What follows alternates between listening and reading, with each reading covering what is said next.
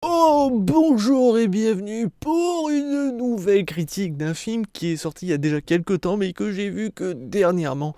Et oui, on va parler de The Shape of Water ou la forme de l'eau. Attention, critique avec spoiler parce que voilà, tout le monde a déjà fait une critique dessus donc je vais pouvoir me lâcher, je vais spoiler à mort. Un film réalisé par Monsieur Guillermo del Toro qui avait réalisé en dernier, si je dis pas de conneries, Crimson Peak, dont j'avais fait une critique et que j'avais bien aimé, même si malheureusement le film se vendait un petit peu comme un film d'horreur fantastique. Et côté horrifique, bon, c'était pas extrêmement présent, mais il y avait surtout quelque chose d'extrêmement intéressant.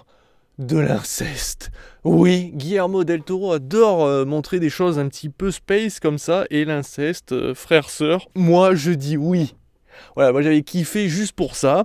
Mais bon, donc aujourd'hui on revient avec une histoire d'amour un petit peu particulière, avec en acteur et actrice Madame Sally Hawkins, qui est le rôle principal, l'héroïne, même s'il y a le monstre, mais c'est vraiment elle qu'on va suivre spécialement, qui incarne ici Elisa Esposito.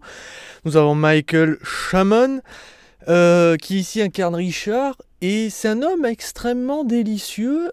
J'aime bien sa façon de voir les choses. Bon, c'était une façon de voir les choses de l'époque, mais j'aime bien comment c'est montré, comment c'est fait. Mais surtout, j'avoue que c'est son passage avec ses deux doigts, puisque, bon ben voilà, j'ai dit que je spoilais, donc j'ai prévenu, moi je vais spoil le film, clairement. Donc il se fait couper ses deux doigts, alors je sais plus si c'est cette main ou c'est cette main, et ceux-ci vont se nécroser malheureusement. Et en fait, on se rend compte que, parce qu'on pourrait se dire, mais c'est bizarre, pourquoi il s'en rend pas compte avant? Mais c'est à force de bouffer des antidouleurs qu'il ne sent plus ses doigts. Et du coup, ça montre aussi cet aspect-là, c'est que c'est assez connu. Il y a beaucoup de gens comme ça qui se rendent pas compte des choses, des fois des douleurs qui existent, parce qu'à force de bouffer des antidouleurs, ce genre de choses, mais notre corps nous fait croire que tout va bien, alors que non. Et du coup, ben voilà. Et j'avoue que moi voilà, je me suis déjà fait coincer de nombreux doigts dans des portières et j'ai déjà été sectionné d'un doigt. Je ressens sa douleur. Bon, moi j'ai pas eu la nécrose, tout ça, mais c'est dégueulasse, le pu et tout. Et j'ai kiffé ce passage, mais voilà, ça rappelle de mauvais souvenirs.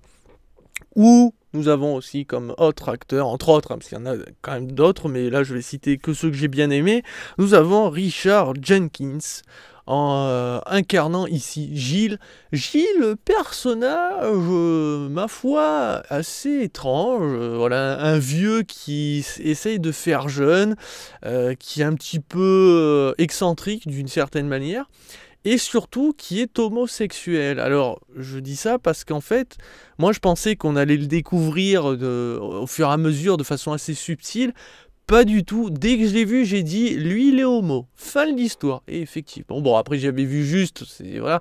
Mais ça m'a un petit peu gâché parce que j'aimais bien le personnage et je m'attendais à le découvrir un peu plus, voilà.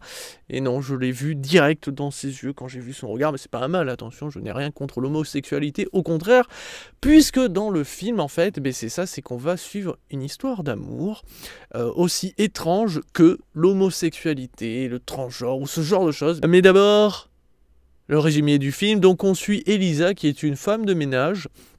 On va suivre son train-train quotidien, donc on va la voir se réveiller toujours à la même heure, prendre toujours le même bus, dormir toujours de la même manière, ce genre de choses. Et surtout, elle a un rituel extrêmement louche et particulier quand même, faut le noter, parce que madame, elle prend un bain qui dure le temps de cuisson de ses œufs, voilà, plus ou moins 10 minutes en gros. Donc à chaque fois, elle prend un bain, elle met son minuteur, elle met des œufs à cuire, et voilà, elle fait toujours ça. C'est quand même chelou. Et pendant cet instant, madame se masturbe. Nous allons le voir une ou deux fois, je me souviens plus le nombre de fois.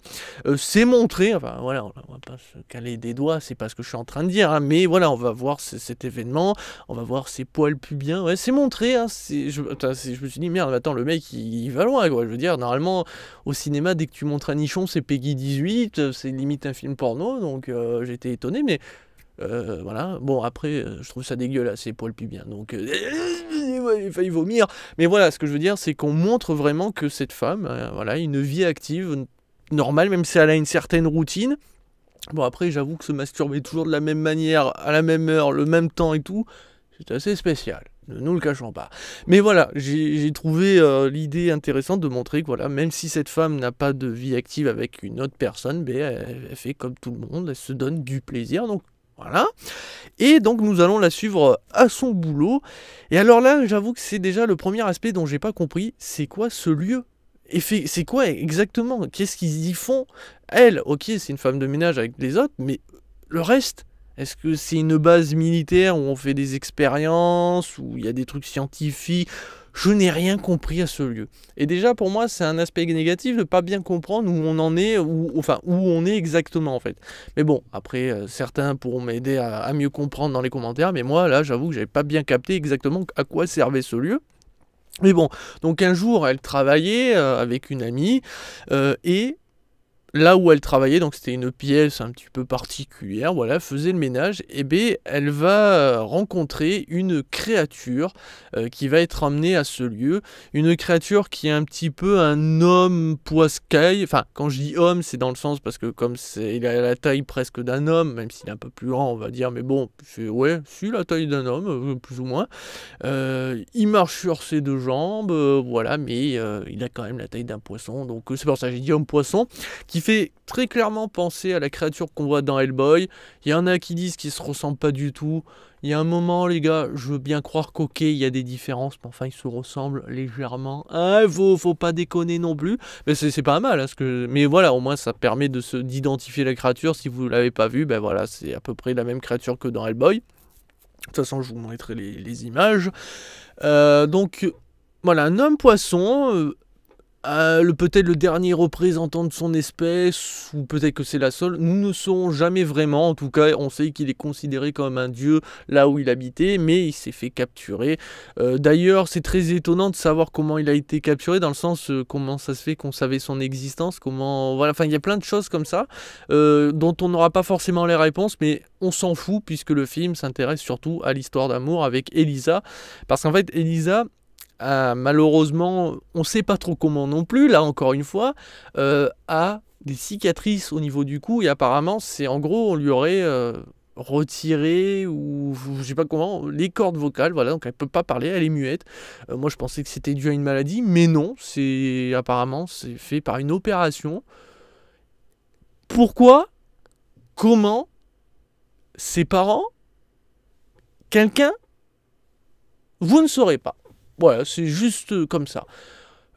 Je suis désolé, c'est l'héroïne principale, c'est quand même un élément central à l'histoire, puisque c'est quand même le fait... Enfin, voilà, ça nous explique le pourquoi elle est muette, mais non, on veut pas détailler, pas plus de... Non, d'accord, allez vous faire foutre, j'ai envie de dire, parce que moi, pour moi, c'est important, mais apparemment, c'est que pour ma gueule. Mais bon, voilà, et comme elle est muette, ben voilà, c'est un handicap dans sa vie. Bon, elle vit bien, tout ça, mais ce que je veux dire, c'est que du coup, les gens la voient pas comme un monstre. Enfin, si, d'une certaine manière, si elle est vue un petit peu comme un monstre, elle est vue différemment. Et justement, elle souhaiterait qu'on la voie normalement. Ouais, c'est comme une personne normale.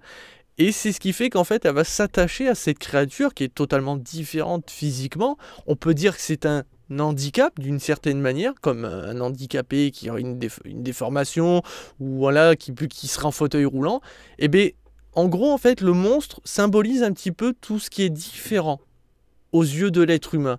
Voilà, une personne handicapée, une personne homosexuelle, une personne transgenre, enfin, ce genre de choses, une personne de couleur, enfin bon bref, voilà, on va pas tous les citer, mais en gros, cette créature, c'est le symbole de toutes les différences. Et c'est ce qui est beau, et c'est ce qui est fort dans ce film, et ça, j'ai trouvé ça magnifique, parce que voilà, cette créature représente ce symbole. Et justement, comme Gilles est homosexuel, et bien justement, on va voir à un moment où Gilles va être vu comme un monstre. Alors, surtout à l'époque, mais en gros, cette époque n'est pas si révolue que ça, puisque même encore aujourd'hui, les personnes homosexuelles, ben, elles sont pointées du doigt. On les voit comme des monstres. Les personnes de couleur, pour certains, c'est des monstres. Les handicapés, et j'en passe. Et c'est triste. Le film veut montrer qu'un amour est possible envers ces personnes. Voilà, c'est totalement normal d'aimer une personne différente, totalement normal d'être homosexuel, aussi normal qu'être hétéro, aussi normal que d'aimer une personne handicapée ou avec une déformation. Tout est possible, et c'est ça qui est beau dans ce film. Voilà, et ça, Guillermo del Toro, vraiment, j'ai trouvé qu'il a trouvé le juste milieu pour montrer l'amour, pour montrer que c'est possible, même si c'est vrai que quand tu vois l'aspect de cette créature, tu te dis, mais non! Tu es muette, ok, mais tu n'es pas aveugle. tu vois pas que Tu la trouves... Et ben du coup, voilà, c'est pour dire, c'est possible. Mais malheureusement, ce film est beaucoup trop long. Beaucoup trop long. En avait-il besoin de ces presque 2 heures où on se fait chier? Oui, c'est beau de la voir se battre pour cette créature, de voir à un moment cette créature tomber malade pour on ne sait quelle raison, dont ça sera jamais expliqué, pour la voir mourir et revivre, pour un final extrêmement étrange. Oui, parce que ses cicatrices se transforment en bronchies. Pourquoi pas, j'ai envie de dire, mais c'est long, c'est long. Et le problème, c'est que, ok, il y a une belle musique, oui, c'est bien filmé, parce que c'est Guillermo del Toro, honnêtement, il y a un travail, surtout qu'en plus, c'est de vrais décors, tout a été fait à la main, le costume, tout ça. Franchement, sur ça, j'ai envie de dire, chapeau bas. Mais après, c'est trop long, quoi. Je me suis fait chier. Et en plus de ça, il y a un truc pour moi qui m'a gonflé dans ce film. Tout ce qui arrive, normalement, ne peut pas arriver, en fait. Alors, comme j'ai dit, comme je ne comprends pas son lieu de travail à Elisa, pour moi, c'est juste une base militaire où on fait des expériences, mais voilà.